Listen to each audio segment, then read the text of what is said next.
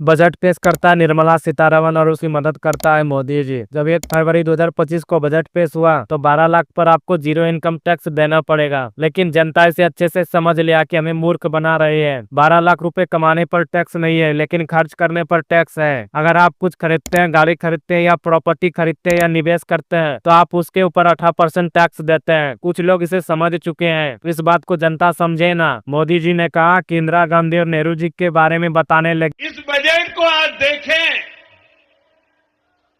अगर नेहरू जी के जमाने में आप 12 लाख रुपए कमाते होते तो 12 लाख रुपए की आय पर आपकी 1/4 सैलरी सरकार वापस ले लेती, टैक्स में चली जाती।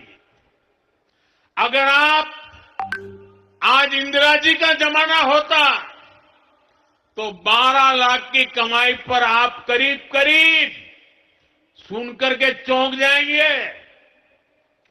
अगर आज इंदिरा जी की सरकार होती और 12 लाख पर आपके 10 लाख रुपया टैक्स में चले जाते, उनके जमाने में ये था, इसलिए मैं समझा रहा हूं।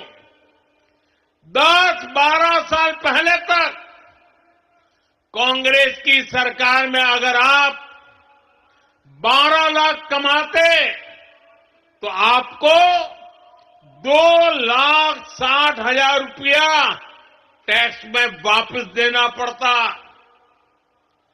अब भाजपा सरकार के कल के बजट के बाद साल में 12 लाख रुपया कमाने वाले को 1 रुपया भी टैक्स का देना नहीं पड़ेगा।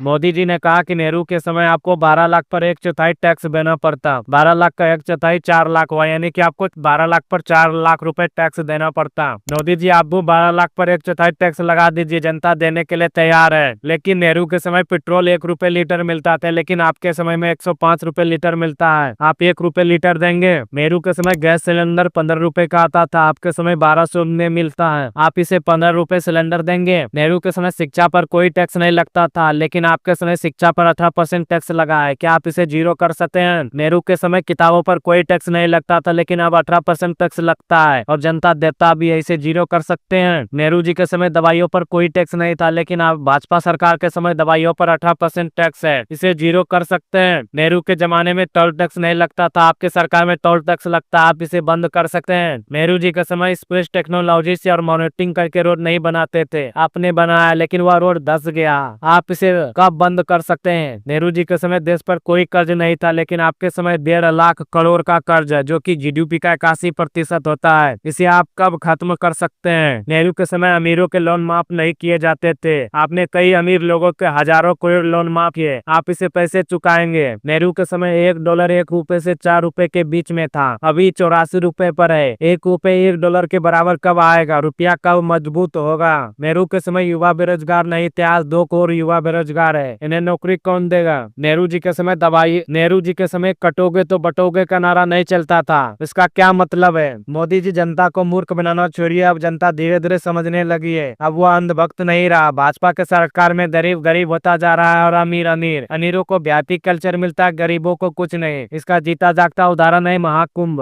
आप काम ऐसा कीजिए कि गरीब भी अडानी बन जाए। कहीं तो ऐसा लगता है कि सरकार सिर्फ अडानी के लिए बना है, ना कि गरीबों के लिए।